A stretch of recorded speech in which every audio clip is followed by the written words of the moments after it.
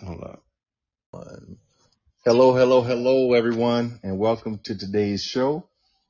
We have a great group of panelists with us today, and our guest host is Damon, Terry, and myself. Well, we have two Damons today, actually, and we have our callers, our ladies are typing our questions in, and listeners, if you have some questions, please put them in our chat group. And everyone, I want to give you an opportunity to introduce yourself, starting with Tavana, please. I think you're muted, TT. I don't know if you go ahead. Hey y'all, welcome to this week's edition of Men Are From Mars. We are happy that we have made it to another Friday. Looking forward to another good show. We are still in our series on male emotional unavailability. So we can't wait to dive into some of these questions today. So thank you for taking the ride with us. Go ahead and invite people to the group today, and you can put your questions and your feedback in the chat, and we will be monitoring the chat for your questions and feedback. So thanks for joining us. Ready to get started? Let's go. Okay, you're driving, Robin. Looks like all of our call-in seats are taken right now. If someone up, and hey, Kimberly and Grace, how are you all? And welcome. So, Tavana, are you ready to begin? I am. All right. So, like I said, we're still in our Koshan. Can you please make sure you have muted everybody? I'm hearing a little bit of feedback for those who are not speaking. I'm still in the vein of our male emotional unavailability series. So we have a couple questions that we're going to start with today. And I think Koshan had gone over the order, so I'll ask the leading question, and we will have Damon, Terry, Koshan, and then Tank answer the question in that order, and then we'll get some more feedback. All right, so let's rock and roll. So the first question for today is, do we think the disparity in communication is caused by the way parents talk to their kids? Very good question. So, Damon, let's go. The disparity in communication between men and women? Yes.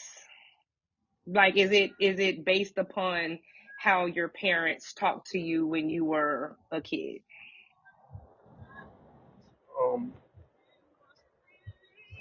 I don't necessarily think that is with me. I can only speak for myself.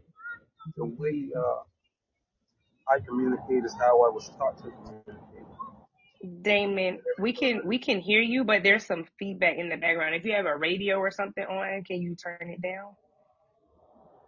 Yes, okay. How about now? Because Is I'm it hearing better? some feedback. Yes, sir, that's better. Thank you. Yeah, I think I communicate the way I've been taught to communicate. Um, Specifically in a household, I was raised with two parents in the household, and I watched them and watched how they communicated with each other, and I think I modeled that. So, and I have friends that did not necessarily grow up in a household that had two parents, and so they don't necessarily have a model like I did to kind of model myself after, as far as being a man in my home, speaking to a woman in my home, or a man speaking to a woman in general. All right. Thank you. All right, Terry, what do you think about this question? What's your take on it? Can you hear me? Yes, sir. Okay, in my opinion, um, it does start in the household. Um, as far as the way parents speak to their kids, um, I grew up in a household with both a mother and a father, obviously, and my father um, believed that I could say anything. It was just a matter of how it was said. And I preach the same thing to my kids. And my kids, they don't have any problems um, voicing their opinion, expressing their opinions, and getting their point across to people. Um, I just hope it's something that I can continue to teach them, and they can take it on over into their adulthood, and have communication, meaningful communication in relationships. That's Great, my thank opinion. you. We appreciate that one. Coach Sean, what you think? Right. That's a good question. That's something that's very interesting, and I didn't think about until the question was asked. And I pretty much agree that there was a disparity. Although my parents divorced later, initially I grew up with both parents in the house, and the conversations were in fact different. So it's like my mom talked to my sister, but my dad and even my grandfather kind of talked at my brother and I, right? So it was a little different from what the other guys experienced. So we didn't really have a voice around adults, right? We only had a voice amongst our peers and with one another. But when we were around adults, we were always told what to do. The expectations were set. Like you weren't really allowed to disagree or say no, right? So you just told, hey, I need the grass cut, such and such. Hey, get dressed. You're going to go to the store with your grandmother. You're going to do this. You're going to do that. You're going to do that. And we were given orders at an early age. So that was our method of, communication initially. And it did differ in how the females in the family were spoken to. And I think initially I kind of did that with my son and my nephews, right? Until it was brought to my attention that I kind of talked at them. Now, as far as, building relationships and speaking to, a significant other or just talking to women in general, I like to talk. It has been easy for me. With being able to talk to a diverse group of people, but this goes for men and women of all ages and different topics. But someone else would have to assess my ability to communicate because of course I think I'm communicating clearly or I communicate well, but at times I've been told that I am, and other times it's like, wait, what are you saying? So I kind of agree that the way we were talked to or at, um, contributes to certain things, and it does affect that. Tank, what do you have to say, Tank? Is Tank still available? Because I can't see the Yeah, got me. Yeah, he's on. okay. Yeah, I would agree because, like, I grew up in two-parent household, but even to this day, like the communication with me and my parents is, me and my dad is cool. We men, so we talk differently. Versus my mom, she still talks at me, and then I just leave.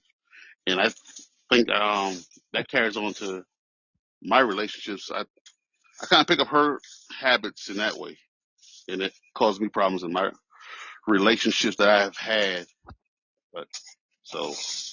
Yeah, we pick up a lot from the way we were raised. I want to follow up. So I think. Oh, go ahead, Terry. Is that Terry? That was Tank, but I just spoke out right now. Oh, Coach Sean wanted to Yeah, follow up. Go ahead. that's a Before really I. good question. That's a really good question, and I want to hear from the ladies, like because you all talk to men, right? You talk to women, and they're kind of like unwritten rules or expectations when you're talking to men and women, like, oh, men aren't supposed to gossip, or you talk to women a certain way and different things. What is the primary difference that you see in communication when it comes to men and to men and women, right? Not just, well, I like to know on both aspects. Like when you're communicating with men versus women as Koshan, friends or in a relationship. Koshan, hold on before you go to the next question. I wanna give the ladies an opportunity to chime in on and give feedback or probing questions for the one that we just answered. Right. Okay. So that the Because fellas I just have a answered. question for Tank. So okay, hold on one second, Deborah. Okay. Okay, so I think this was an amazing question. And again, if you guys have listened to some of the earlier episodes, this has been touched on a couple of times in the aspect of how people are raised and how they grow up,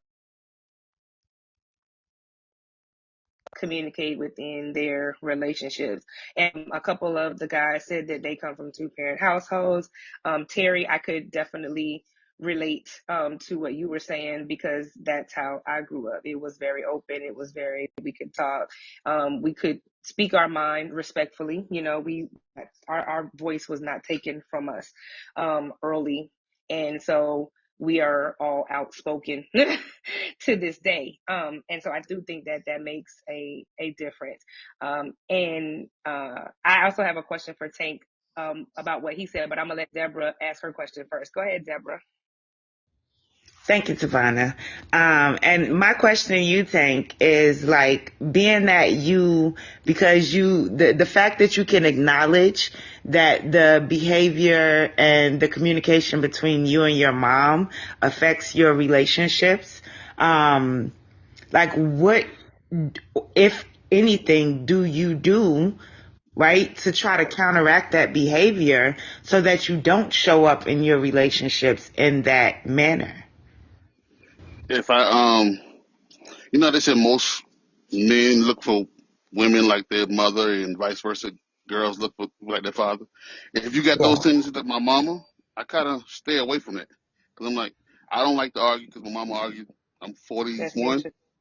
My mom 41. She's been arguing 41 years that I know of. So I'm like, I don't do that arguing stuff. I walk away first. understandable. But in the walking away, what is ever resolved? It just saved me from not saying something that I probably shouldn't say that I want to say at the time. Okay. Okay. Straight. So again, right? Not what you say, but how you say it. So I feel like as a man, you should always say how you feel. Be able to express that, but find a way to have that back and forth without it becoming like a argument that you have to walk away from. Well, let me ask you something, Deborah. Does a man have a right to just not want to deal with that and walk away? We all have the right to not want to deal and just walk away, right? But Right. essentially, right? What is growth? Growth is being able to do better in a situation. So you can walk away from any situation that you please, but some situations that you may find challenging to communicate in and you walk away from are really ones that a lot of times you probably need to figure out how to get through that communication because that's where the lesson comes in, that in figuring out how to better communicate. But I just look for a healthier situation. yeah, that's unhealthy. That's Can unhealthy and kind of can toxic in a can I sense. can I chime in on that? Yes, please go ahead. A conversation between a man and a woman and having a relationship. In my experiences, women want to have more of the conversation than the man does. Okay, so obviously the man has to communicate at some point, but does it have to be when the woman is ready to communicate? This is the thing that becomes the biggest problem because women will force a man into a conversation when this man is not ready for the conversation. He wants to take a minute. He wants to you know think, diagnose the situation. What's going on. What is he upset about? And they have a tendency to keep pushing, which causes men to want to walk away before they say something they really don't mean out of anger. I think Tank was just hitting on that a few minutes ago, so I wanted to reiterate on that. Now, if a woman would be patient with a man which in my opinion, the man should voice to the woman, look, I want to have this conversation with you right now, but unfortunately I can't. Let me get my thoughts together and we can revisit this conversation at a later time. And I think the woman should That, respect Okay, that. so that's clear okay, so communication. hold on for a second. Hold on, let's go back. So we got what Deborah was saying, and we got that answer from Tank. So I also had a question for Tank in regards to what he said, because I didn't want to miss something that was pretty vital in what he said. He said a couple of things that speak directly to this our topic of men being emotionally unavailable. As many of us know, it's all, I mean, I'm not gonna say it's a fact, but the way it pretty much goes is a mother is who a son looks to as their first love. A daughter is her dad is who she looks to as her first love. So if there is a tension between a mother and a son, and that tension is not and has not been resolved, talked about, Tank, do you think that has contributed to some or most of the communication issues in your relationship, because this has not been something that you have been able to resolve with your mom to say, hey, listen, I don't like that. I don't like it when you say that to me, or I don't like it when you talk to me that way, or I'm going to set this boundary and I'm not going to allow, you know what I mean? Like, so do you think not having this conversation for so long with your mom has contributed to how you, when you get triggered in a relationship by the same thing that you've seen, you don't communicate with your partner? Probably so. Probably right. Yeah. Yes. So I think, and with that, I think these are the things that we have to be aware of when we're talking about things that contribute to a man's emotional unavailability. I personally don't believe that men are quote unquote born that way, or that there's things that have happened over the course of their life that have taken their voice or shut them down or triggered them. And so when they get into relationships with women, they don't want combativeness. They don't want, a lot of these things that they have maybe grown up with. And so it makes it tough to communicate. Before we jump back into what Koshan Why? said, we Yeah. actually Why have can't we another just say question. that's something I want to avoid? That's just like an abusive relationship, No, right? no, no, no, that's not what I'm saying. That's not what I No, I'm said. saying No, Tank was saying when he sees those things, he walks away. That's just like a woman that sees a sign of abuse. It doesn't have to be physical. It could be verbal, right? Or anything that's a trigger. And she says, you know what, this is something I don't want to deal with, and walk away. Right, but I think if you're in relationship, you have to explain that. Now, I don't know. I can ask Tank. Tank, have you in your relationships said to your partners, this is why I don't want to deal with that. I don't want to deal with that because I've had this issue with my mom. If I he has have. not said that, okay. So if he has said that, then the partner now understands the trigger. And if she continues She got to to go. pull the trigger, That's the door. he has every right to say absolutely not. So yes, but what I'm saying in terms of emotional unavailability, Tank is, I commend him for doing that, because some men will not do that. They will just walk away, and the woman has no idea why she's not being able to have this conversation, and she doesn't understand that he's been triggered. And a lot of times women put things in their head. So when you tell them what it is, they say to themselves, it's XYZ. Oh, it's such, such, and such. You could be like, look, I grew up this way, or I don't want to go through this, or I choose not to, blah, blah, blah. And like Terry said, some women, when they want to argue, they want to argue. When they want to address something, they want to address it right then and there. And I like what Damon is saying. When we was Yeah, I'm gonna talking about hit this. We separation, got a lot of stuff take going it on in the emotional. chat. So hold on, Coach Sean. Let me grab the chat, people. So Flo. Oh, hold on. So we had a couple people join in. TS joined. Hey, how are you? Evan joined us. Thank you for joining. We have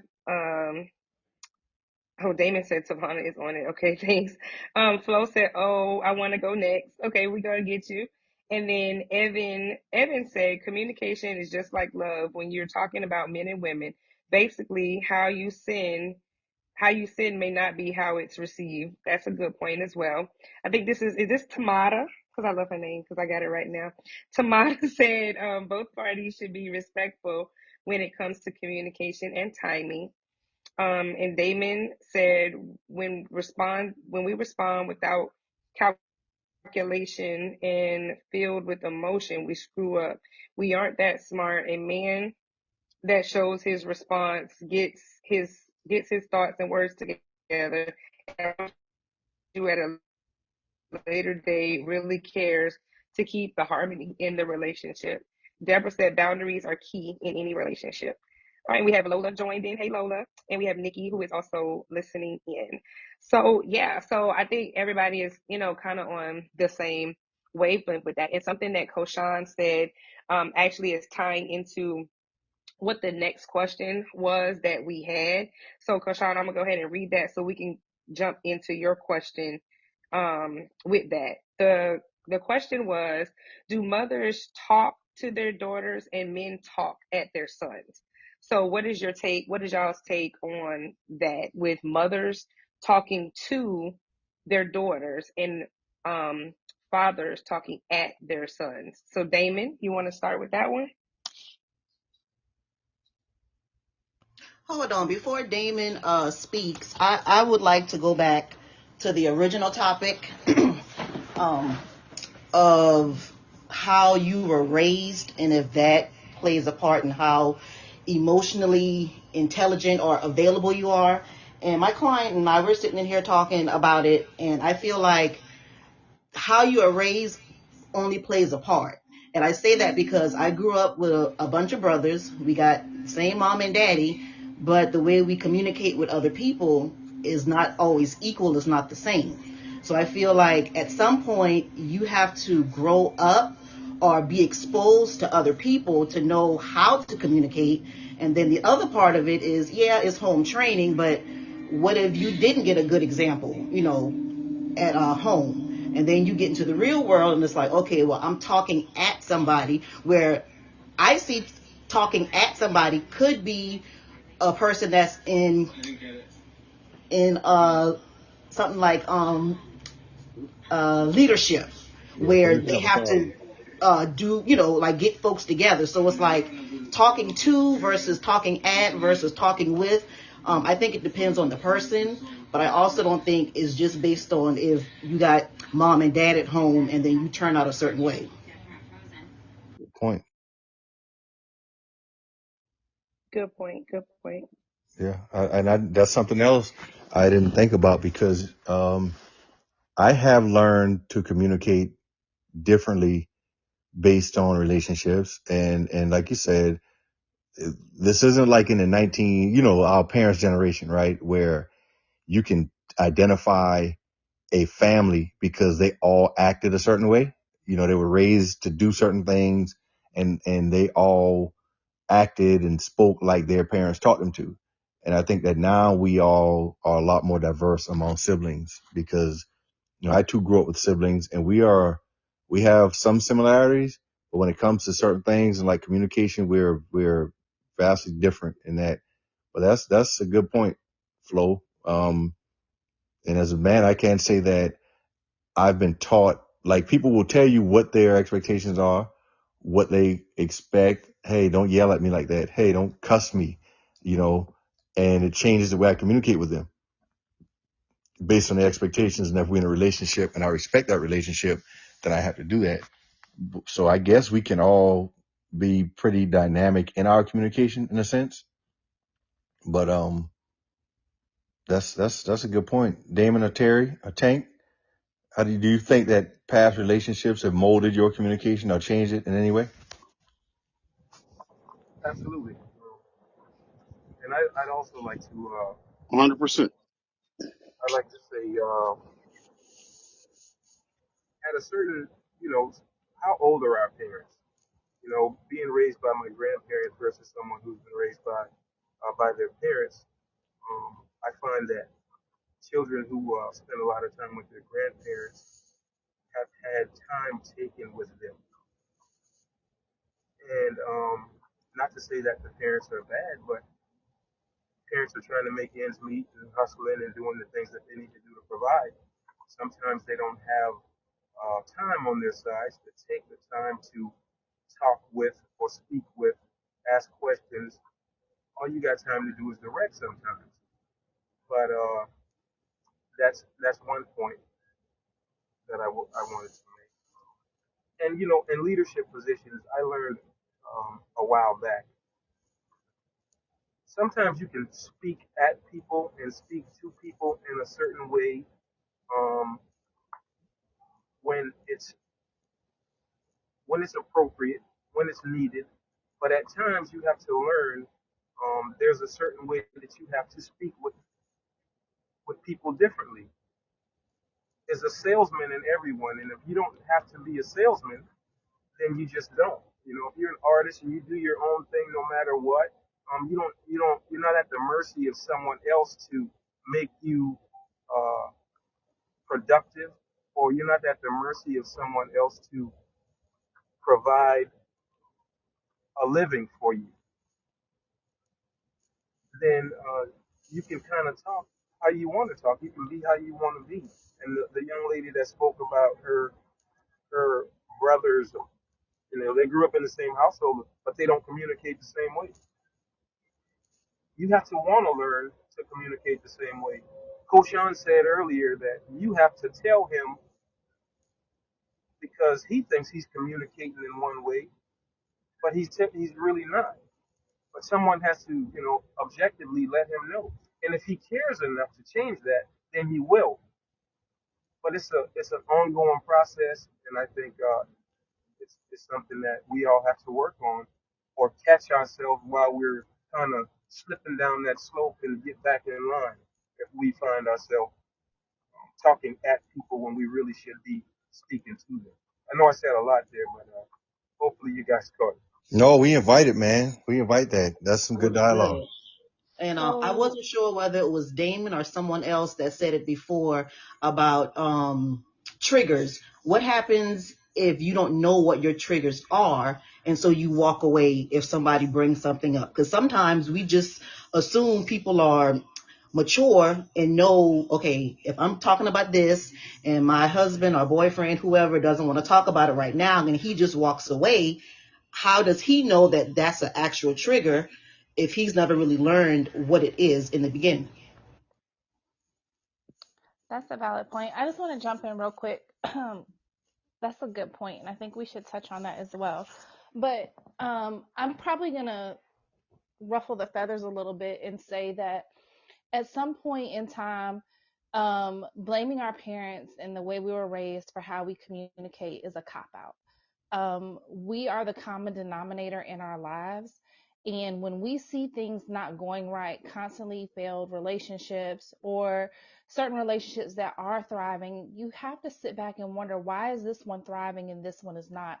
So I think self awareness and accountability for our own actions play a huge part in communication and how our relationships evolve. We don't go into most people, professionals, don't go into their job talking crazy. Why? Because there's a boundary that's been set and you know how to taper how you talk to people. I think it's no different than when you're in relationship, friendship with other people. You learn them, you learn their boundaries, and you learn how to communicate with them. And you just realize that, hey, if I want this to be successful, I have to not lean on my past. This is just the way I am, or this is how I am. We have to get past that. And I'm at 41 years old. I can't really, I've been out of my mom's house longer than I've been in her house.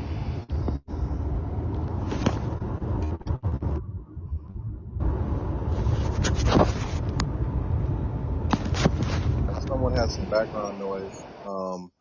Thank you, Miss Grace. I want to address, you made some really good points, but I also would like to defend some of our panelists. I All don't right, hold think, on. Let me go first because you got a long explanation. Let me go right go quick. ahead, Tank. No, we said it plays a part. It's not the reason why we're the way we are. That's what I was It going to plays say. a part, just as any relationship. You got 10 relationships. Say you've been in 10 relationships in your life. Something in each one of those relationships played a part in your 11th relationship. Something you didn't like in number 1 and 5. Okay, when I get to 11, that's not going to happen, and vice versa. So we didn't say that's the reason why we are the way we are.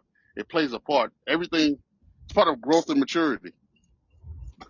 I agree. And that's why I said I don't even know that our parents need to be a part of the conversation.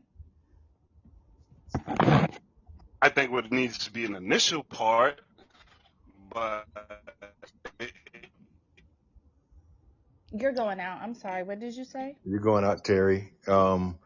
We're saying that, initially, like the way we learn to communicate, our parents Mm-hmm. are always our first teachers, right? So that's all we're saying. Like that our first teacher is our parents. So that's what we learn to communicate. Um, but of course, I over wanted time, to, we're molded. Go ahead, Tavana. yeah, I want to just make sure that we kind of stay on track. I wanted to still get Terry's response to that question that you asked because Damon answered it, Tank answered it. So I just wanted to get Terry's input on it before we move forward. go ahead, tell me, ask the question again. Oh, Coach Sean, ask the question again. Well, I'm still addressing what Ms. Grace said, and she talked about, I guess us taking accountability and being responsible for our. No, before that, because that one got us onto something totally different. Like that, I didn't even really want Yeah, to we, go there. So I wanted to try to stay in the vein of each question before we just go to something else. I honestly, I would have to go back through and listen to what the question was. Yeah, that was Exactly. good.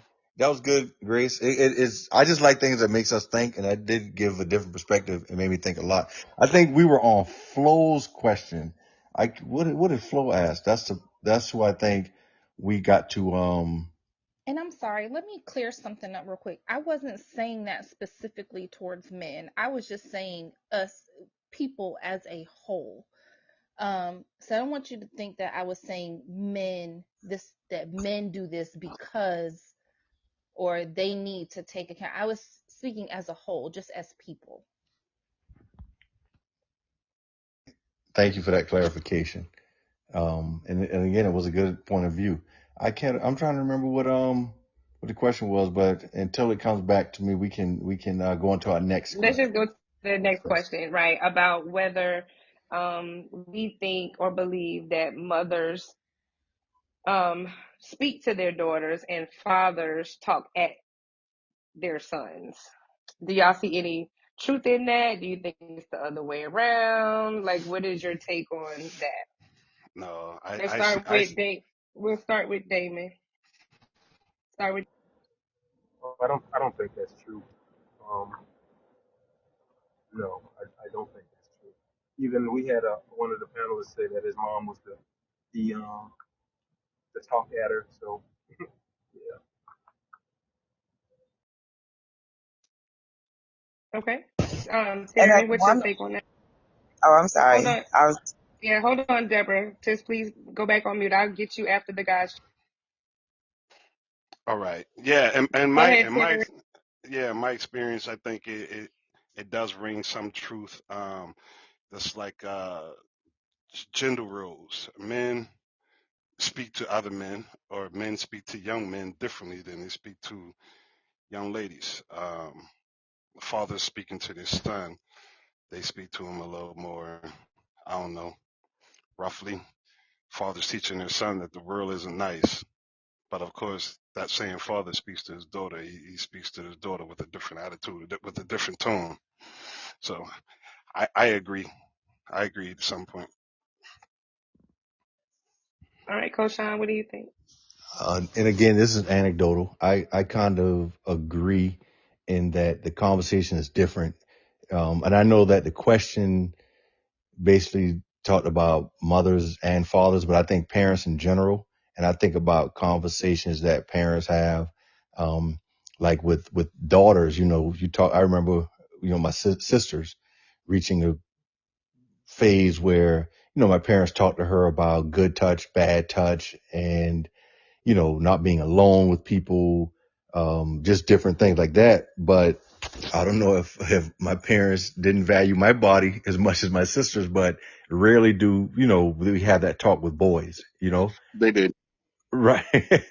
Absolutely. Yeah. Good point. So it's like, we were told what to do, um, things that were needed. And I'm just trying to think, like, my grandfather rarely talked to us. Like, he modeled life as a provider. He did a good job of modeling that. So through that, we knew that as a man, we had to do X, Y, Z. And he just told us, hey, a man doesn't let the sun catch him in bed. So we had to get up regardless of what, find something to do. Right. But then again, like I said, when it came to the women, the conversations were different. And I think parents are more emotionally available to daughters as opposed to sons. But then again, we know our kids. So I think that if they felt that there was a need to be more emotional with a son, maybe they would have. But like Terry said, we kind of grew up in a generation and in an area, where coming up in Charleston is basically an industrial complex, right? They have a few areas where engineers or other professions can seek jobs, but for the most part, it's a high labor area. We have a lot of plants, a lot of manufacturing. So like you were taught and trained as a man, young man, to be able to work. You want to use your brain, but also be able to use your hands if you have to. So we were taught how to do things.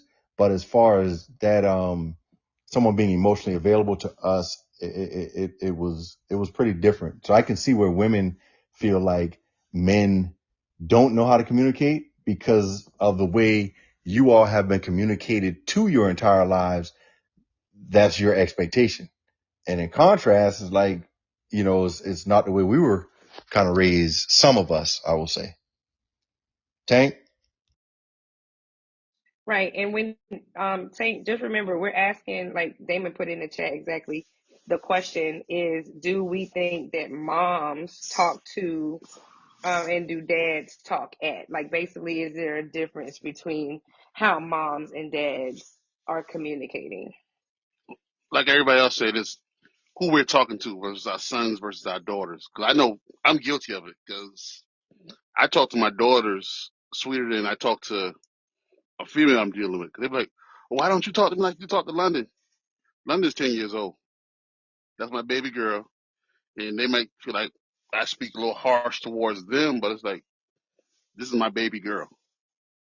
So, yeah, I agree. We do. We talk. All depends on on the gender. Like I say, my sons, I cuss them out left and right. It don't matter. I'm talking to them like I'm talking to a man versus my daughters. And I get on my sons if they talk to their sisters harsh. So it's a difference. Gotcha. Can I ask why? All right. Why? Yes. I think we teach our boys to be able. It's probably wrong. It's probably a double-edged sword, but we teach our boys, our young men, to be able to handle harsher situations versus our females, because we feel like we're going to be able to protect our girls regardless. But our boys, we want them to be able to be a man for themselves. Okay. Right. I think pretty much what everybody was saying is kind of on the same wavelength. It depends on which child you're talking to, how you're talking to them. And I think we tend to in my experience, I think sometimes mothers, we have different fears for our children, and our fears drive, I think, how we communicate and deal with our kids. The fears that we have for our daughters are not the fears that we have for our sons. And in that effort to what we think is protect them, we kind of try to prepare them, and we prepare them differently. And I think if we aren't aware and cognizant that that's what we're doing, that can kind of backfire sometimes, because you're left with kids who may think that they were treated different, or they weren't loved as much, or they weren't, you know what I mean? So I think that is something that as parents we have to be aware of. Deborah, I know you had a comment. I did. I believe it was like after Tank had spoke, because I was just going to say that I could resonate with him and his situation as well, in the sense that my mom was the one who was the talk adder, you know. The men in my family, even when talking to the other men, it was always like a lesson-based talk. They never talked at like the younger men in the family. They always like gave them like scenarios of lessons and, you know, different things, different scenarios. Like that's kind of how we were raised, like when we were with our grandparents, when we had our grandparents in the household. But like that changed drastically when it became just now in the household with mother and father, and no longer with the grandparents. Like it then became a very emotionally unavailable situation on mom's end, and whereas dad was still the one trying to create those emotional bonds with like the girls and the boys. Like it really wasn't a separation when in the way that I grew up with that. So like the same lessons the guys got, the girls got. The same lessons the girls got, the guys got. Because at the end of the day, we all growing up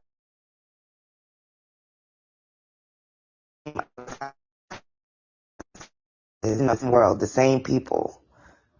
So I just wanted to like add that in there. Like it's, you know, it doesn't always look that way, but it can, and it does affect the way communication does go on. I think that the talking at and talking to depends on the emotion of the parent. My mom, whenever she's angry, she's going to talk at you no matter what.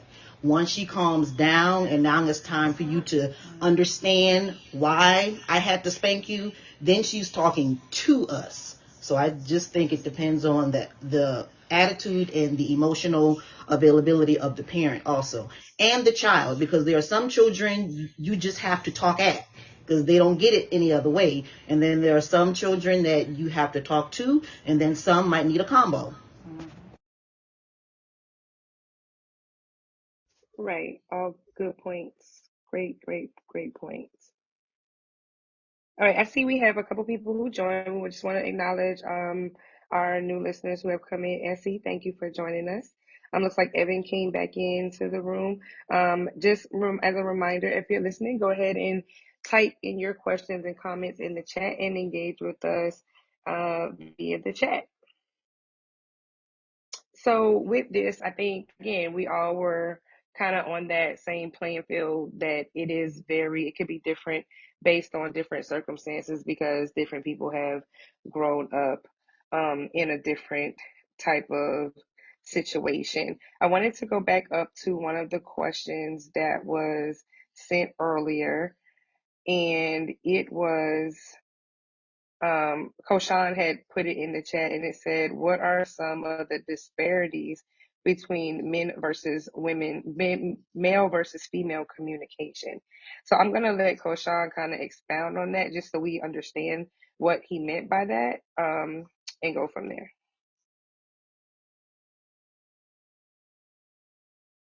I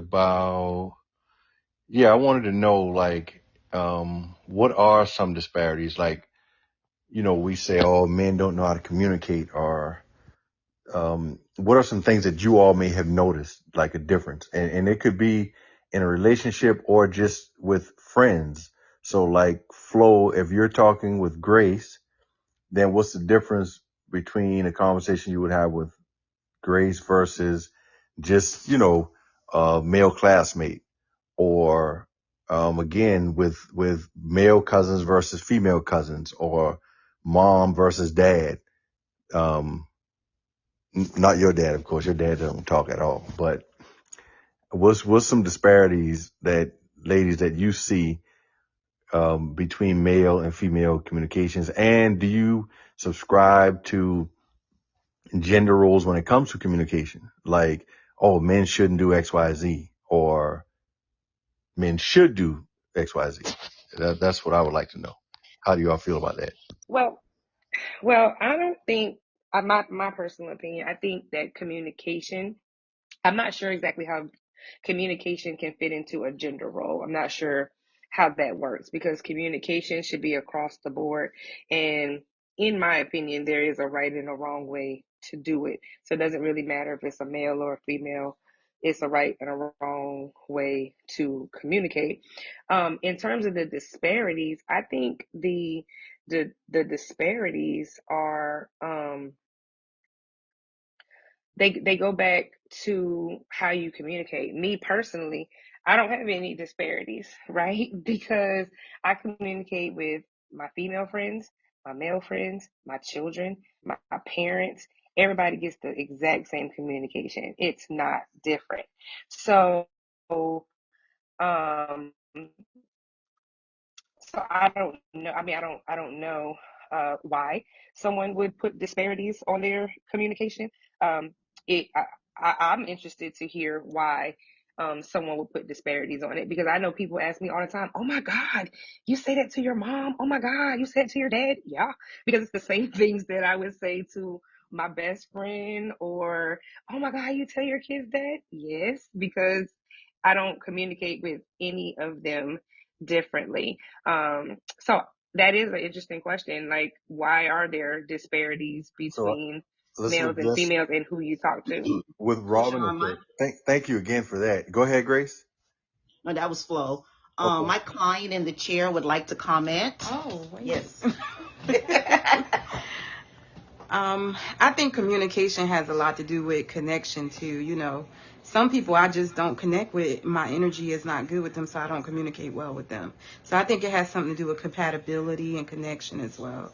I can probably talk to Flo about anything, but there's some people who come sit in my chair, I'm like, I don't feel comfortable talking to you. Hmm. That's a good perspective. I'm responding to one of our guests in the chat room. Robin says that when we ask for disparities, and I'm making an assumption here, Robin, maybe you can clarify. She says lack of details, lack of consistency, lack of emotion, or at times consideration. And are you referring to men with those descriptors, Robin? I'm assuming when you talk about the lack of details, lack of consistency. Okay, she said yes, and we talk about men. Um, so, Kimberly. hello, Kimberly. How are you? I'm good. How are you?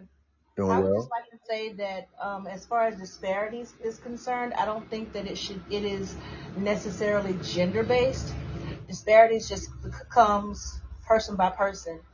I think Flo and I have these instances where we're trying to communicate something, and I can communicate things differently than she does. So when we see that it's a situation where my style of communication will get the point over. We can say the exact same thing, but the way we communicate is received differently by different people. So when you're really trying to be an effective communicator, it's not about speaking it as if you understand it. It's about being a sponge and being receptive to how other people understand what you're trying to say. So, in a nutshell, do we see a disparity? Because it looked like Robin is the only person that's saying, do we see a disparity in this type of communication between male and female, men and women? Is there? And I'm not saying like gender roles, like someone should. Sometimes we'd be like, oh, men shouldn't gossip, or man shouldn't sit on the phone and do X, Y, Z. I have some guys, they'll talk and be like, yo, hold on, we've been talking too long, or they shouldn't text back and forth with a male. And have you all seen a disparity in communication between men and women? I think the disparity comes in the manner of um, stereotypical expectations. Men tend to assume that, or the generalization is that women are chatty, or we want to talk, or we want to talk when the men doesn't want to talk, and women tend to think that men don't know how to communicate, this and that and the other. But I think it goes both ways, and I think it's in the actual disparity is in the stereotypes of what is expected of men and women. It's not a general blanket for everybody. Okay. Okay. Well, all right. That's cool. So here there are exceptions to every rule, but in most cases they are the ones I've encountered in the past. And I'm looking again at what Robin has said. And this is funny, Devonna, you can attest to this. So we talk about lack of details, right? And expectations are different. So Devonna and I, one day Devonna chewed me out because she said that I give too many details or I overtalk, and then it gives the impression that you're plotting or lying and I try to explain to her that I've been told that I lack details, right, when I communicate, but it varies on who you're talking to, right? And Robin, an intelligent Well, person. and that, well, let me cause you call my Go name. ahead. So let me say this. So the reason that I said that, and I did say to you that you have to tailor your audience, right? Right. I am a very good communicator. I am pretty smart. Like I don't, I can, right? So I don't need you to break it down to me in the simplest of kindergarten terms. Now, and I don't need it to take 20 minutes for you to explain a sentence. So, for me, that's what I'm saying, tailor the audience, because there are some people that you may need to do that with. I'm just not one of them, right? So I don't want to sit through all that. So I'm probably going to cut you off halfway through it and say, can you just tell me what you're trying to say? Like, you know what I'm saying? Because this is taking too long. And so, again, you have to kind of tailor your Right. And you audience. wouldn't know until the person Um, communicates it, what their expectations are, because I've heard people on both ends, just like you know, I've been told that, hey, you're circling the airport, land your plane, right? But I've also heard people say, hey, hold on, slow down or explain that. And then you're being accused of being a fast talker, or you're trying to, you know, get over. And not to make an excuse, what I was telling Devon is, you know, I'm an educator. So naturally, my method of communication is to be very descriptive and try to break it down to the lowest level. You know, I've been in right. education for Again, 25 years, but tailor your audience. Like if you're but not in see, look at school, we Robin. don't Robin's need a that. very intelligent person. Robin's also a gamecock like many of us are. And I guess when you're talking about, some people like that, right? And some Right. And people that's what I'm don't. saying. That, and I'm totally agreeing with you. So that's what I'm saying. You have to know your audience. So if somebody tells you, and again, this is back to the communication. We're just talking about you and I, because that's what you brought up. Right. Hmm. So if I tell you I don't like that, the next time I talk to you, I Right. don't I go expect for straight to you the to do point. that, Right. right? So, correct. So, and if you do it again, now I'm going to be aggravated because I've already said, don't communicate with me that way. But I'm But those 48, people and you can't that expect do tell somebody you, hey, to change 48 years of communication out with just one request. So we have to identify, not just me, in general, when we're communicating our expectations with people. I think it'd be fair if we can identify what's an event and what's a process. So I would make a conscious decision that, hey, I know how this person is, what they expect or don't expect. Try to change it. But sometimes we have to understand that, hey, if a person has been doing something for a very long time, you know, we don't expect them to just change overnight. Go ahead, Grace. I see you lit up your antenna. Mm-hmm. Ladies first, Miss Grace. Hold on, Damon said active destructive communication. I think that was Flo. That wasn't Damon me. said act. Okay. All right. I've learned as a leader and father of millennials, they don't communicate how I want them to. Oh man, active. Explain, Damon. What do you call active destructive communication? So I put two things there. So active destructive communication is um, so you got active constructive, you got active destructive, and then you got non-active constructive and non-active destructive, right? So somebody tells you something, you totally ignore them. Non-active, of course. Destructive. Okay, somebody's telling you something, you don't respond, but you let them finish. That's non-active, but it's still constructive. You can be active and destruct by telling them, hey man, you ain't got to communicate to me like this. So that's interrupting them because they have a way that they communicate. And sometimes they have to go around the world to tell you how to get to John's Island because that's just the way they know how to do it. So you can sit there and listen and say, uh-huh, shake your head, whatever, still be constructive and be active. So I think I explained all four of them. But um, I learned a long time ago when my kids would text me from upstairs, and I said, "Come downstairs and talk to me or whatever." And eventually it never happened. So either I take that way of communication and still communicate, or I don't communicate, trying to make them communicate how I want them to communicate. Same with kids. I've been in the military a while, and as a leader, I had to create a Facebook page to understand what's going on with my younger soldiers because they don't come in your office and sit down and say, "Hey, Lee, got this issue going on." They put it on Facebook, and as much as I would like for them to come to me and say, "Hey, I got a problem," it doesn't happen like that. So I can say, "I'm not communicating with you because you're not communicating like I want you to," or I can just take the way that they communicate and still be a good leader. That's a great point of view, and I think Terry, Tank, you all have military experience, so I'm sure they can relate to what you're saying. But that's a very great point, Damon. Very great point, Damon.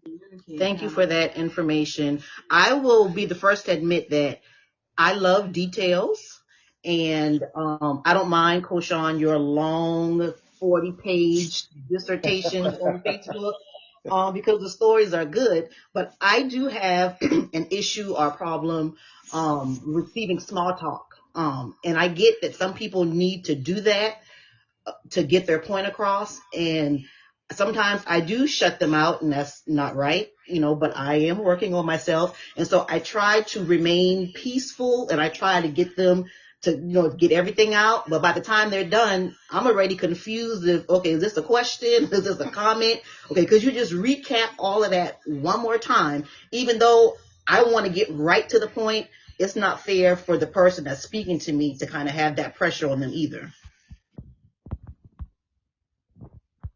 Mm.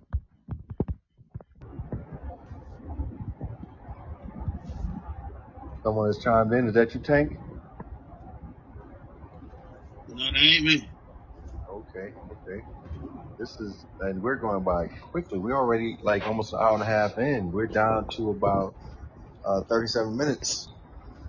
And again, I want to take this time to thank each and every one of you. Thank our facilitator, Devonna, does a great job, and as always, a very clear communicator, and definitely all of our guests and our listeners. Take this time to recognize you all, say hello, and do you have some questions, concerns, or comments? Please type them in our group chat.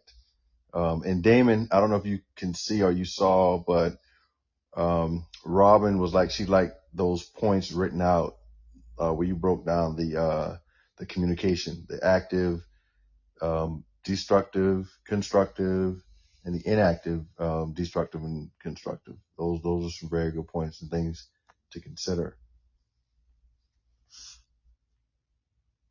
And I think someone had something that they were trying to get in earlier that they wanted to discuss earlier. And I apologize. We have a lot going on. Everybody has some really good thoughts, and sometimes you can get consumed in what's being communicated at that moment, and then we forget about our question or what brought us here. But it's still good. We all chit-chatting. Let's see. I'm looking at some questions. I'm getting questions sent to me by text message. And, okay. Oh, again, this is tying back. These are some questions. We have new listeners, so I know sometimes we're going to get questions that we've addressed in previous shows. And why is it so hard for men to open up and share their feelings? Huh. Damon? Where is that one at? That was today? Yeah, someone's checked. Yeah, That's 5 episodes. I know. We have new Jeez. listeners. So, let's see. Damon wasn't here on that one. And do you agree with that, Damon? Do you think it's hard for men to open up emotionally, and why? I believe that it is, and it's basically, especially for a man my age, because my father is of a certain age, and we didn't see that. We didn't see emotion. Emotion was a sign of weakness. But as you get older and you are more educated and you try to do better, make that effort, right, to do better, you learn that showing emotion is very important. Showing emotion is very important.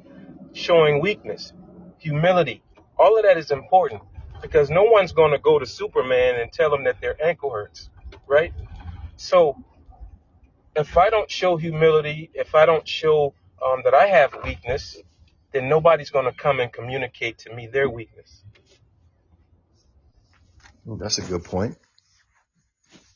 Didn't think about that. And I'm learning. I want to thank you all, everyone on the panel, the guest, everyone, because this has helped me a lot too with my communication. And again, when you're in particular roles of leadership or an authoritative figure, sometimes you get caught up with talking at people and not taking their feelings or emotions into consideration. And especially like with coaching different capacities, and you have to communicate differently. Like I coached younger kids and middle school kids differently than when I coached in high school or briefly coaching in college.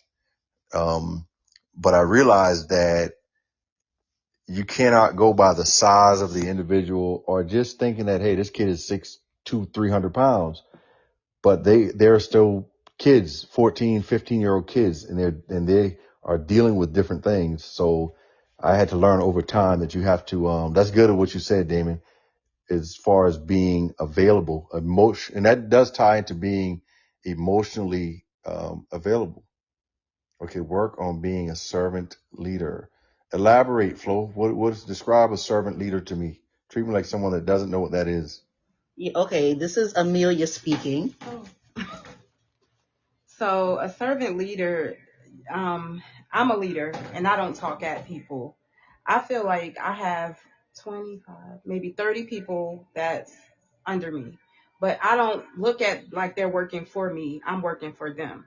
So I have to come down to their level sometimes and try to understand and communicate with them on their level. I think it shows, honestly, since I've been at my new job, the morale is better because of this. Before they was being told what to do, when to do it, how to do it, but now it's like, okay, Amelia she see us. You get what I mean? So being a servant leader is like just basically understanding that you don't talk at people. You shoot in the gym with your team. You know what I mean? Right. That's a good point. And they feel, I guess now with you as their leader, they feel like they now have a voice as opposed to, with past leaders, they were just told what to do. Yes, and also the productivity is higher. Okay. That's important. So I'm sure the company loves that. Like that contributes to our bottom line. Devon, I think you have a few, we have Lizzie that joined in, and we have, two others that joined the room. Welcome. Yes, I see that. I can't. I don't know if this is like a screen name. I'm not sure if that's a name. Yeah, I guess by default. Yes, No, I think when they come yeah. in by default, it just creates those characters until Those characters. Okay, they gotcha. update So they the change it. profile. Gotcha. Welcome, welcome. Yes. Lizzie, hello and welcome. And this is again, I'm learning, I'm making notes, because I too work in a, leadership capacity. And I think that some people are accustomed to being told what to do. So when they're asked for feedback, they're not receptive of it, right? And I experienced that initially. I think that we replaced, um, I don't want, how can I describe the previous leaders, but basically they were just told what to do. The employees never had a voice. Now when we're making decisions, even if we're going to make the final decision, we're not taking an approach as a dictator. So I ask for feedback. And I think when you start asking for feedback, some people, the younger workers feel empowered, but the older workers view that as incompetence on my part.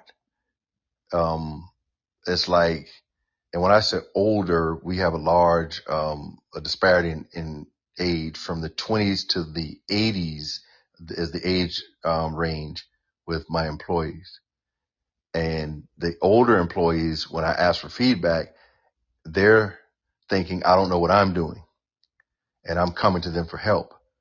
But the younger employees feel empowered and they're thankful and happy and like, hey, we've never had a voice. So again, tying back to what, Tavana said is you have to know your audience. And I'm still struggling with finding that happy median on how can I effectively communicate with them when we have, faculty and staff meetings and I have messages or requests that I need to get across. So again, I'm just thanking you all because you all are teaching me a lot and I'm picking up some tools to put in my toolbox with, communicating. Yeah, I think that's always important. Your audience is always important. And I know that, whether it's with your significant other, whether it's with your children, whether it's with employees, whether it's if it's with friends, you probably communicate with all of those people the same or different. But I think when someone has communicated to you that this bothers them or they would like this to change, I think that's when we have to make a conscious effort to try and hopefully be a little bit more accommodating to those people. I mean, even like with your kids, you may not be able to communicate to one child the way you communicate to another. You might have to fuss at one, you might just can look at the other. So I think it just really um, depends. And I mean, I think you have to just, like Coach Sean said, know your audience and make sure that you are tailoring sometimes your approach to your audience. And when you're in relationships with, your romantic partner, that's, just it's the same thing. If they're telling you that this is what they need, if they're telling you that this is what doesn't work for them or what works for them, you have to listen and pay attention. I want to, piggyback on what you talked about with changing over. And I'm glad that we got into a different, because we talk about communication, right? And that's the umbrella that we're under. And in a lot of episodes, we kind of stayed under, this topic with male-female relationships. But today we got into communicating with parents, with grandparents, with children, now colleagues and coworkers. And that's very, very, very important. But now I want to touch on communicating with like significant others and in relationships. And that just reminded me of something I had a bone to pick with Deborah on. Jokingly, Deborah, not literally, Okay. Because the way you described like growth, and I think that's kind of unfair. And we talk about if a person is a certain way, and not all people, a lot of people mask, like we act well in the beginning, right? Early on in relationships. But if a person is a certain way and that is not something that we want to deal with, or we never saw that side and we do not want to deal with them, I think we all said that we have the right to walk away, right? And tolerating something that you don't want to deal with, I don't think that's growth, you know. Like, Hmm. and I heard that earlier when you were addressing Damon. That stood out to me when he talked about when he saw signs that are triggers to him. It was And Tank, yeah, actually. Tank. Well, his real name is Damon also.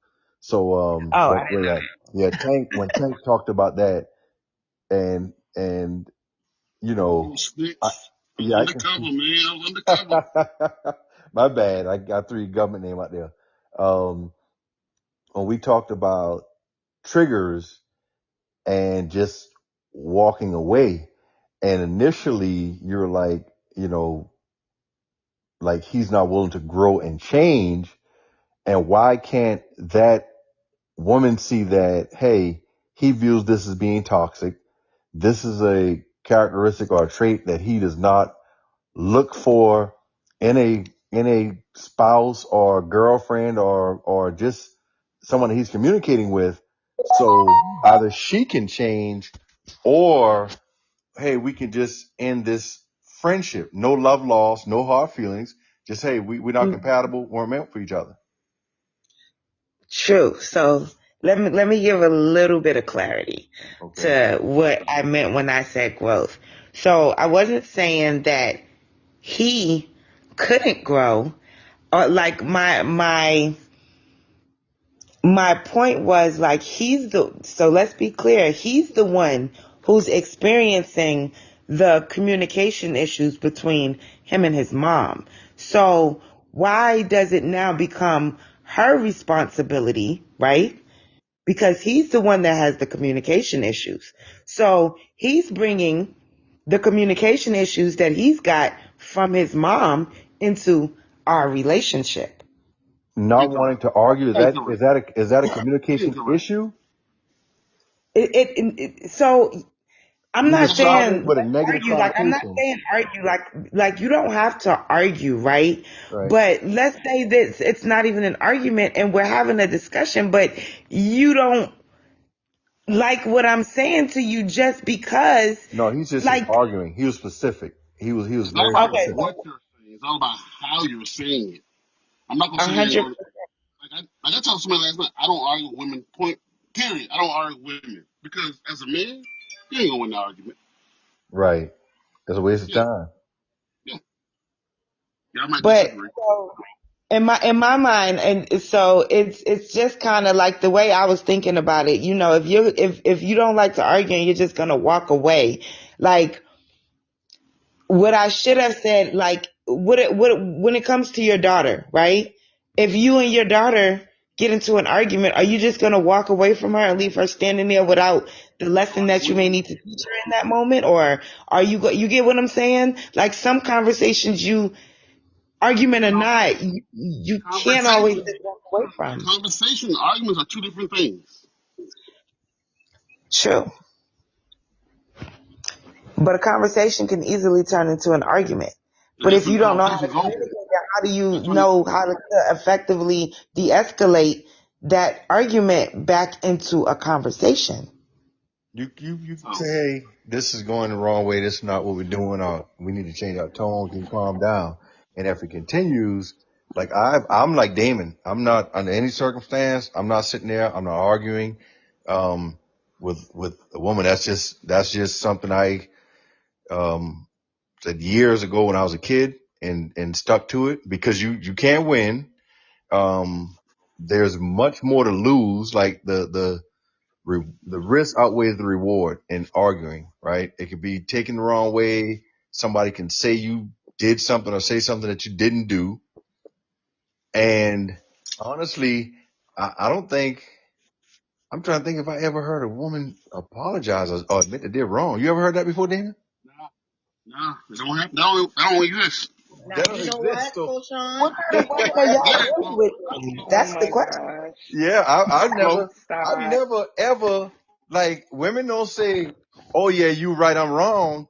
They ask you, oh no. what you want to eat. That's not They What say, you true. what want you to want eat? to eat? What you want to eat? What you want to eat? That's their Baby, way of come saying on. you won the argument or you were Uh-huh. right. They be like, oh, That's what you want to eat? true. Or they, Y'all gotta choose some better women. or they That's the start, problem. they start Y'all, spooning with you in the bed. Like, okay, that's this my Hey, apology.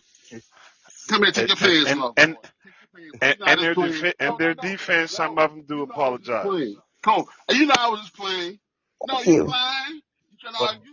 I that's was what just such and playing. such No, you. saying. Yeah, I ain't just saying, I'm not saying it does not exist, but I'm just saying for me, women apologizing and admitting they're wrong, that's right up there with a UFO. That's some of the things I just hadn't seen. I don't say they don't exist. They might exist. I just haven't seen it. Up there, Area 51, man. That's Oh where my it is. God. They all So, Area Not so, the 51. so, UFO. so, Come on so I now. just choose not to argue. I mean, that's just me. I'm not saying that they don't exist. And I honestly believe you women, you all are different. You all are very different, right? Because a lot of people don't have the capacity or willingness to do what you all are doing right now. Just honestly, think about how many of your friends could not participate in something like this. How many of them do not have the communication skills that you all have? And you all are great communicators. I will say that. So I honestly believe that you all may have apologized once or twice in your lives. Hey, I Cole, just let me haven't. interrupt for a second. Let me interrupt and give some praises right quick. So I met this young lady one time on Facebook, man. Our first interaction, man, she cussed me out. I was like, oh my God. Go ahead I, and say my name. Go ahead and say my name. It's fine. I ain't saying. Go ahead and say my name. somebody, I met somebody her feel hit. yesterday in person. Don't Somebody feel hit. don't subliminal me. Don't subliminal me. Say my name, baby. Say my name. Put an address on it, Demon. She wants you to put Hey, an you know, address on that hey, letter. hold on. You still at the embassy? I'm on the way. I'm on the way. You still at the embassy? I'm still here. I'm still here. Yes, I I'm am. on the way. I ain't coming to buy shit because you ain't got shit for me to buy, but I'm on the way. No profanity. We're gonna have I'm to edit off. that I'm out. off. We're gonna have to edit the Oh, my bad. profanity out. I'm off. All 42. I'm in the room doing this. But say my you ain't got a subliminal me. We family here. We can you can say my name. I did it. I did it. But go on and get to your point so you can prove. So, hey, she even apologized for being so harsh to me, man. She all right with me now. Boom. She all right with me. There it is. But we established in week 1 that Tavon is a unicorn. So does that really count? I don't know, but hey, I take her to court with me any day, dog. Like, hey, Really? Oh, if listen. I I listen, listen. if I I'm gotta great argue with in my there. old You lady, better ask somebody. I'm saying, hey, talk to Tavon. She'll tell you what happened. That's right. I'm gonna tell you. I didn't. And you know what? The crazy part is, Damon, I have done that for many people. Like I By the have way, I'm still friends who single. call me to do that. Whatever. I've had people call me to do that because again, like I just believe that you gotta communicate, and sometimes you do need a mediator. So, but I like I said, I know that for a fact some women can apologize. I think the ones who don't, that's just full of pride. That's full of it's a lot of things that's layered in that because you have to be able to. I agree. That's a great explanation. Damon made a very good point right here. Damon said, when men argue with women, we pay for it differently and we don't want to pay in that way, which is true. Like what are we, what's in it Minute, for us? wait, time out. Nope, nope, nope, nope, nope, nope, nope, nope. But you're not gonna say that and get away with it, Damon. Come on to the mic, boo. What in what way is that? What are we talking about? You know what he Well, means. the first one is a full stomach, and I'm gonna let you finish the rest. I don't do interpretation. Coach Sean, you better get your point. We don't do interpretation. You got to It's speak it. PG. What It's a is it? PG podcast, and so I'm gonna keep it It can be PG. PG, so You know what I PG, want. but I don't know what you're talking about. Okay, we go out on a date. You want to have a discussion, and You hold out. I'm thinking about when we get back home, how long it gonna take for you to get into bed? I ain't trying to argue. I'm trying for the date to be peaceful, and I'm trying to get a full stomach and right. But you A, already a had the full, full stomach got it. because All y'all was right, out I to get it. eat on a date, right? So your stomach should already be full. We're saying figuratively, Deborah, not The literally, the point. The figuratively. point. The Yeah, point I'm just is being because the the sarcastic. point date I'm just is being men sarcastic. don't want to Devon. argue Yeah, it didn't that have way to be because somewhere. we don't want to pay that way. Yeah, That could be a good reason why your man don't want to argue with you. because when they lose that argument, Damon, now you're eating I cereal think for Damon dinner. gotta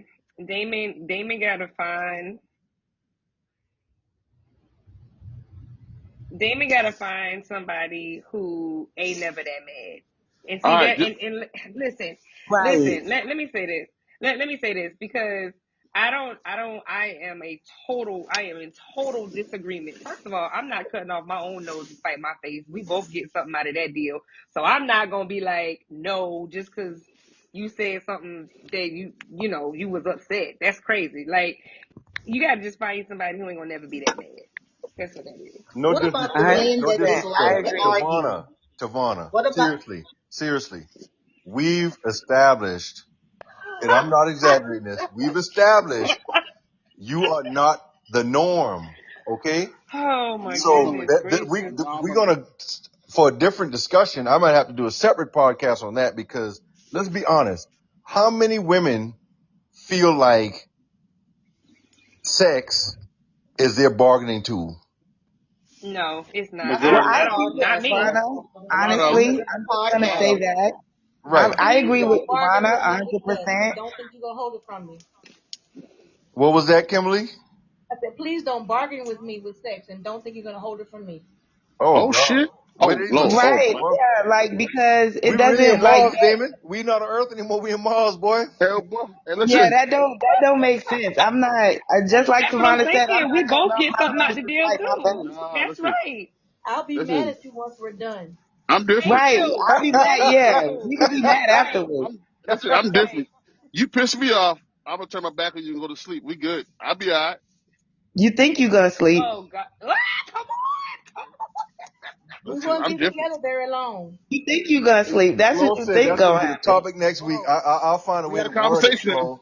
We had a Um, conversation. Numbers in our the numbers are in a man's favor. I've never heard a man say that before, Damon. Damon, And, Shit. what? That's and, right. I don't even want it no more. Oh my goodness. Listen. Come No, I on. ain't say I don't right. want Damon, it no yeah, more. thank that's me, I Damon. want I to speak agree. up. Once you Damon, start what? arguing, No, and I'm, no, no. yeah. I said I'll turn my back on you and go to sleep. I might get it tomorrow, but tonight I'm gonna make you feel that pain. You go Koshan. to Oh Oh, no, ain't yes, nobody ma'am. gonna make me feel no pain because trust and believe it ain't I'll be going. in bed butt naked and won't touch you. And you ain't got to because I'm just Hey, it's going. I'll be We right both there. get it. Savannah, I think Savannah, Okay. Savannah, that's a me and your crime. mind in the same place. Savannah, you're Savannah, a me law and your mind enforcement in the same officer. place, girl. Wait a minute, Deborah. Savannah's a law enforcement officer. She's not allowed to do that. That is a crime, what you're describing, That is ma'am. no, it's not. No, it ain't. Cause I guarantee you, 2.5 seconds in, it won't be a crime no more. Cause you will definitely not be saying Man, that. listen. So Hey, you gotta have willpower. We got it. The ain't men, got that much. the men on this Ain't got panel that have much. willpower. My The men my on this panel, Negative, ex-husband was I'm like talking that. for I'll everybody on this confirm panel. ex. We got willpower. negative. I know I do. I agree with Dan. So No, honestly, let's honestly speaking nope. right now. We're gonna go back to taking. I like that chat, but like going back in order. But honestly, for me, that's like emotions are involved. So if I'm angry Yep. or we upset, we've been arguing. No, I'm not in the mood. I'm gonna sleep down on the sofa, watching ESPN, like because And I'm coming down there about Cool. 5 minutes Yeah, after you but you know leave, what I do? so that's I fine. get mine. I get mine and leave you stranded. And you really No, mad then? fellas. No, no, no, no, You no, really no, no, no, fellas. no. I ain't even doing Y'all that. got this. Y'all got that wrong, man. what you This say, is the D? time you're actually supposed to be doing it. Hold on, who's This, that talking? this, That's this Terry. is unique. It's Terry. Yeah. Yeah. This is the time you're supposed to be doing. Punish him, huh? Actually, Punish him. you can punish it. You can punish it, What? and she won't do anything but take it. Theotis in him. Give him that Lord have Yeah. Theotis. mercy. Both of y'all get something out the deal. Isn't that what they just said? Hey, still be mad afterwards. And Mm-hmm. still be mad Well, afterwards. I ain't got there yet, fellas. Work out your So frustrations, that's Trilla. why I choose not to argue. I prefer not to argue. Yep. Go I ahead, don't you argue. win, you Work win. out your frustrations. We don't argue. I'm not gonna put my hands on you. Right. Um, Work I out your I frustration. get in my car and leave. Text you, hey, I'm about to ride to Sam's, y'all. So if y'all ever see me at Sam's, it might have been an argument at the house. So Uh, You sure at Sam's a whole lot though. hey, I ain't put your business out there, but you sure be at Sam's a lot. and I go to Sam's, I text back, hey, I'm at the store. What do you need? Okay, I got the list. I'll bring it in, and hopefully, whatever, she's calmed down, or we can speak like adults. But yeah, I don't like. I just don't like arguing, and it could be some childhood trauma involved, right? But for whatever And reason, don't use that word today. I just choose not to. You know, they think that all men are broken and we need to be healed, and Oh my God. Listen, man, I can't get tired of we don't hearing know how that, to boy. communicate, and we do XYZ. Kendra to Sam close at 9. Yeah, Kendra, I'll come back in after Sam closes. I'll Oh come in. man. I'll bring the things that you asked for. Bring a little pizza, a hot dog back for the kids. I'll probably take the kids with me. But everybody had an opportunity to cool off, right? Because nobody wins when the family feuds. So you avoid that. And when you argue, now people get emotional. You get to yelling and saying things, and it just nothing positive comes out of it. And my experiences, nothing positive comes out of it. So I just choose not to argue. If there's a disagreement, let's find a root cause. Is this something that we can fix right now? Is this an immediate problem or something that can be addressed later? If it's something that can be fixed now, that there's an Check issue your with, text, go. we fix it. You know? Check your text, go. Okay. But, yeah, I'm Keep not the rolling. one that's arguing. Can I say something really quickly though? Who Yeah. are you? Deborah. Deborah, okay. Yeah, Saint, I was get just off my gonna say job, like, please. huh? I was telling Tate to get off my job. That is not his job to I just want to know who she was be speaking with. asking questions. I just Go wanted to ahead, say I Deborah. don't understand that whole like withholding thing because like if you're in a relationship, whether I'm mad at you, angry at you, whatever have you, right? I still love you. So I'm still going to cook for you. The house is still going to be clean. Like if you want that, you're going to get that, right? I cannot like our exchange or what happened and still be a good person and still show you unconditional love. I don't have to like withhold things.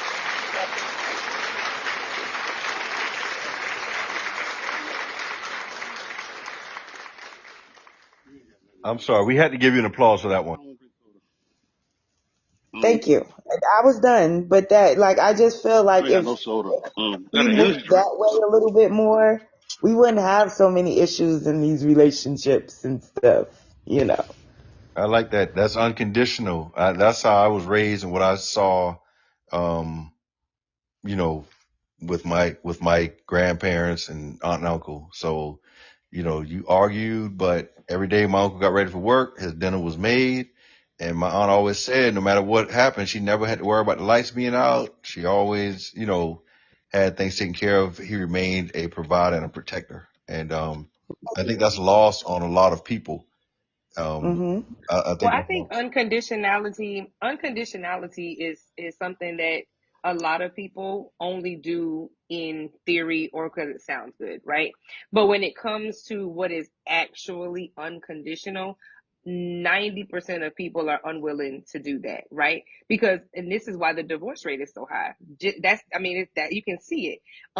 If people really believed in unconditional, the divorce rate would not be so high, right? Because Right. unconditional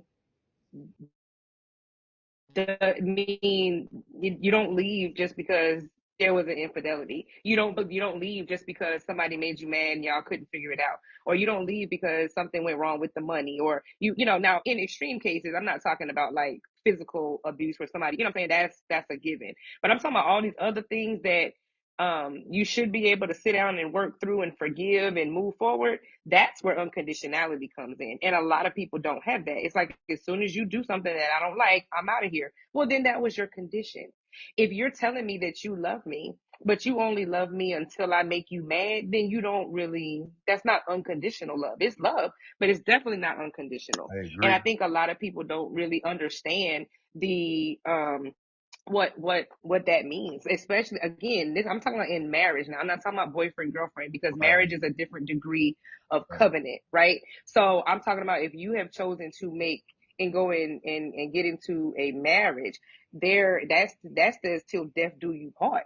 Death do you part. It don't say until you cheat. It don't say until you make me mad. It don't say, it don't say until you spend all the money out the account. It say till death. So are you willing to do that? And a lot of people are not. And so that's where that unconditional, that lack of unconditional love is going to rear its ugly head. And that happens often too. And people don't Hmm. understand, like you said, with unconditional, you're angry, we upset, whatever. Guess what? I still have a commitment. There are things that I'm obligated to do, and I know that I have to do them. But again, a lot of people do not practice. They say it, but they don't practice unconditional love. Devon, you made a very good point. It's very conditional. Absolutely. Yeah. Yeah, and I'm just looking at what Flo said. She said it's not only if it's not a non-negotiable. Okay, well, once again, your vows in a marriage, your vows do not speak on what's negotiable and what's not. It's till death. That means you have to figure out a way to sit down and figure this out, because we're not going nowhere, because ain't neither one of us dead. So if you're not willing to do that, you probably don't need to get married, because that's what marriage is. Marriage is That supposed is to not be true, and I do not until death. agree with that. I am I don't married, either. and my I husband don't and I, either. before we got married, we both made a list of non-negotiables. Under no Hmm. circumstances am I allowing myself to um, experience this. So it could be, okay, if you cheat on me, that might be a childhood trauma that I can't, go back through. This relationship is not going to work. So I don't think it's fair to say that you must stay in and stick in and, until death do you part. Yes, that's exactly what we want to do. But if that's a non-negotiable for me and my mental health and my state of mind, that ain't going to work. So let me ask you this, Flo. And I heard you got a cool sound in the background.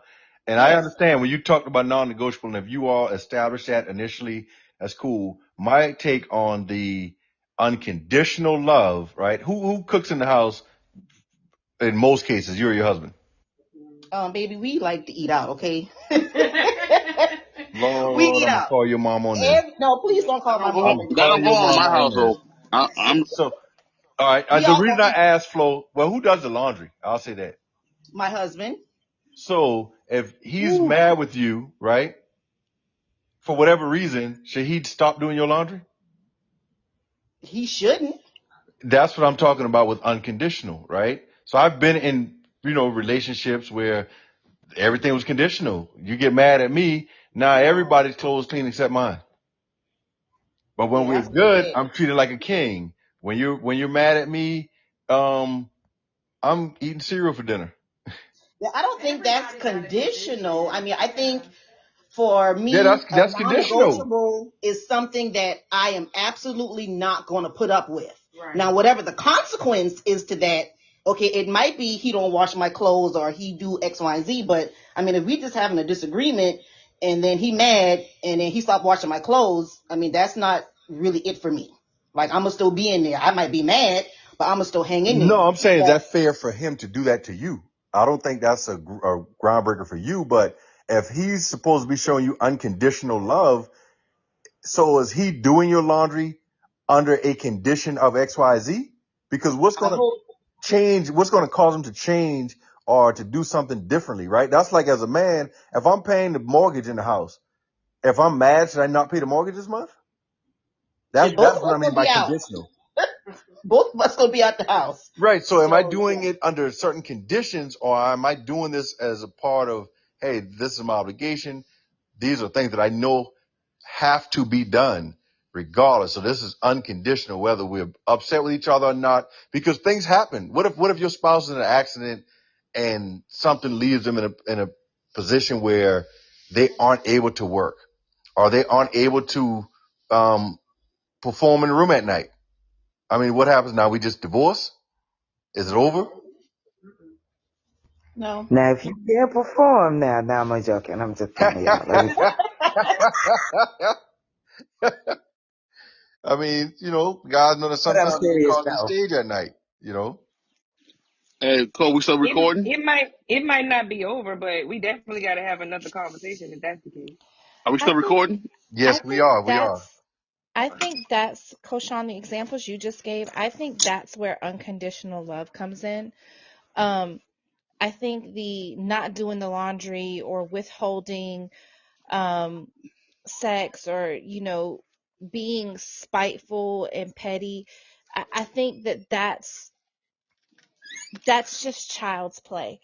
I think the non-negotiables, because so here's the thing, if we're going to couple non-negotiables and conditional love in the same bucket, my love is not conditional. You cannot talk to me any kind of way. You cannot raise your voice at me anytime you feel like it. You cannot raise your hand at me anytime and I say, well, because we're married, we're going to work that out. No, we're not. You're going to work outside the house. You're going to go about just, I'm not working through any of that, because at the beginning of the relationship, non-negotiables were established. If the person decides to break those non-negotiables, then they're pretty much saying they don't want to be married anymore. Oh man, listen. I don't know if you all have been keeping up with the time. Yeah, we have exceeded our 2-hour limit. This is the time that we have allotted, and it gives me like 2 minutes to close, right? So I want to thank you all. We're actually down to 30 seconds. I want to thank you all. Thank you, thank you, thank you. And as we close out, is there anything else? Final words? Tavana, what do you want to say? Thank y'all for hanging out with us today. We will hopefully see you guys next week for the final episode in this series. So keep inviting people and keep coming back.